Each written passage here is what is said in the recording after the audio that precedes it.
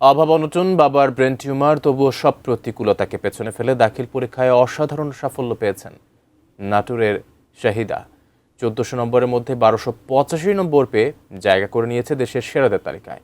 এখন তার স্বপ্ন ডাক্তার হওয়া, তবে অর্থের অভাবে সেই স্বপ্ন থেমে যাওয়ার শঙ্কাও রয়েছে।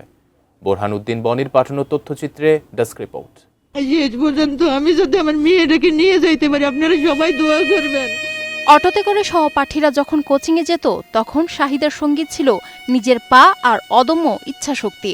অর্থের অভাবে অনেক সময় অটো এড়িয়ে হেঁটেই কোচিংয়ে যেত নাটোর সদর উপজেলার ফুলতলা এলাকার এই শিক্ষার্থী। বাবা ব্রেন টিউমারে আক্রান্ত, সংসারেও অভাব অনটন, ভালো কোচিংয়ে পড়ার সামর্থ্য ছিল না।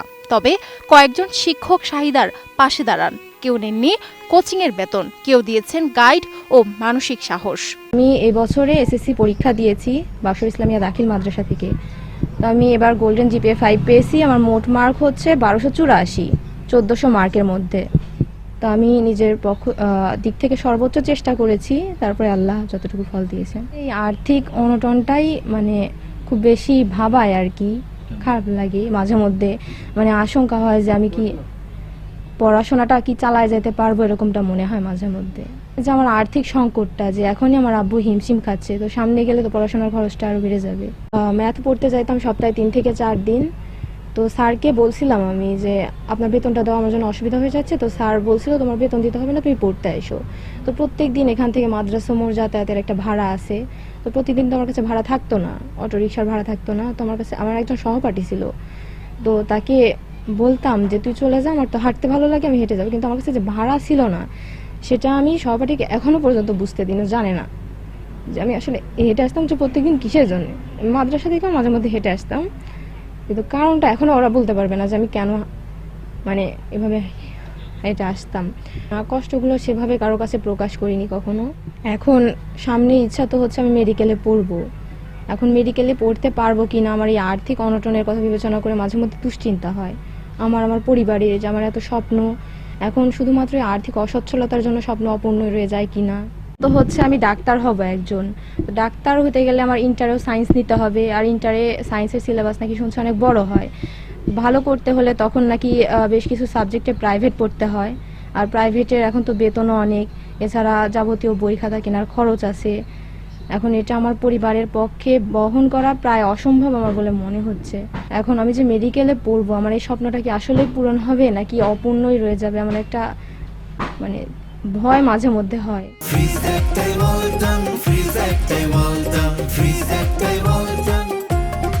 বাকসুর দাখিল মাদ্রাসা থেকে 2026 সালের দাখিল পরীক্ষায় 1400 নম্বরের মধ্যে শাহিদা পেয়েছে 1285। তার এই ফলাফল মাদ্রাসা, নাটোর জেলা ও পরিবারের জন্য এনে দিয়েছে গর্ব। আসলে আমরা গর্বিত যে আমাদের এলাকা থেকে একটা দরিদ্র মেয়ে, যার লেখাপড়ার শতভাগ সুযোগ সুবিধাও সে পায় না, তার বাবা দিনমজুরের কাজ করে এবং মাদ্রাসা বোর্ডে সে সর্বোচ্চ রেজাল্ট করছে আমাদের এলাকায় বা নাটোরে। এটা নিয়ে আমরা গর্বিত। সরকার বা সরকারি বিভিন্ন সংস্থাগুলো এই পরিবারটির পাশে এসে দাঁড়াক। মাদ্রাসা শিক্ষা বোর্ড থেকে শাহিদা যেই ফলাফলটা করেছে, আসলে এটা খুব কম দেখা যায়। বিশেষ করে নাটোর জেলায় প্রথম আমার মনে হয় যে এরকম একটা রেজাল্ট হয়েছে এবং দেশের তালিকায় মনে হয় সে রয়েছে। তাই আমি মনে করি যে প্রশাসন বা সরকার তার পাশে দাঁড়ানো, তার উজ্জ্বল ভবিষ্যৎ।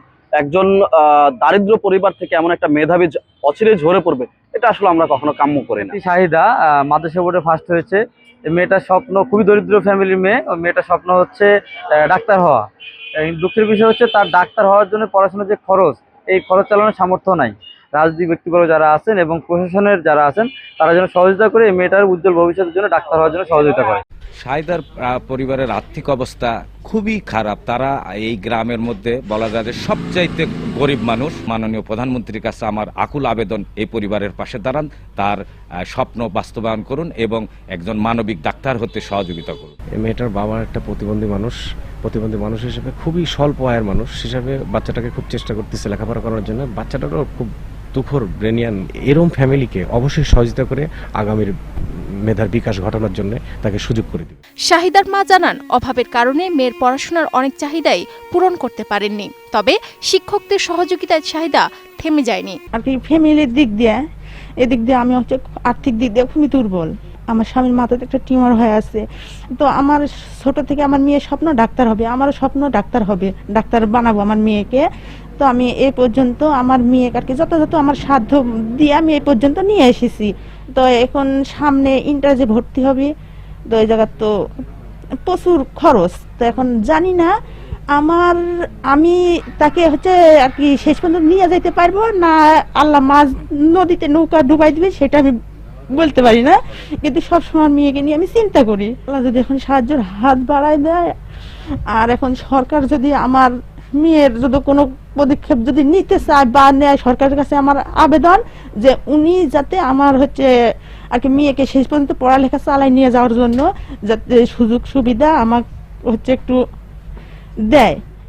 হতে পারে যেহেতু আমার আর্থিক ক্ষমতা খুবই কম, আমার স্বামী একটা বেসরকারি কোম্পানির চাকরি করে, বেতন খুবই কম, ওই দিয়ে আমাদের সংসার চলাই খুব কঠিন।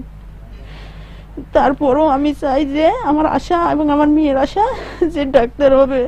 আমি মেয়ে বিয়ে দিব না এই জন্যই মেয়ে বিয়ে দিব না যে আমিও হচ্ছে মেয়ে, আমাকে ছোটকালে আমার বাপ আমাকে বিয়ে দিছে, আমার প্রচুর লাঞ্ছনা গঞ্জনা সহ্য করতে হচ্ছে, আমার পড়ালেখা জানা নাই। তো আমার এই প্রভাবটা যেন আমার মেয়ের উপর না পড়ে, যদি আমার স্বামীর কিছু হয়ে যায়, আমার মেয়ে যদি আমার কাছে থাকে। সে শাহিদার একটা স্বপ্ন আছে, সে ইন্টারমিডিয়েট রাজশাহী কলেজে ভর্তি হবে এবং পরবর্তীতে সে MBBS ডাক্তার হবে। আসলে তার পরিবারের অবস্থা খুবই খারাপ, তার বাড়িঘর একবার দরিদ্র, তার বাবা একজন প্রতিবন্ধী, তার বাবা প্রতিবন্ধী ভাতাও পায়। তাকে সহায়তা করার দরকার বলে আমি মনে করি। তবে শিক্ষা পরিবার কর্তৃপক্ষ, ঊর্ধ্বতন যেগুলো শিক্ষা প্রতিষ্ঠান, শিক্ষা মন্ত্রণালয়, তারা যদি এই শিক্ষার্থীর দিকে একটা সুদৃষ্টি দিত তাহলে খুবই ভালো হতো বলে আমি মনে করি। তার স্বপ্ন হচ্ছে ডাক্তার হবে, কিন্তু ডাক্তার হওয়ার জন্য যে বর্তমান যুগে যে লেখাপড়ার যে খরচ, এটা বের করা আমি নিশ্চিত তার পরিবার থেকে এই খরচ বের করতে পারবে না, কারণ তারা খুবই দরিদ্র, তারা দিন এনে দিন খায়। অভাবকে হারিয়ে শাহিদার এই সাফল্য যেন প্রমাণ করে সুযোগ ও সহযোগিতা পেলে মেধা কখনো হারিয়ে যায় না।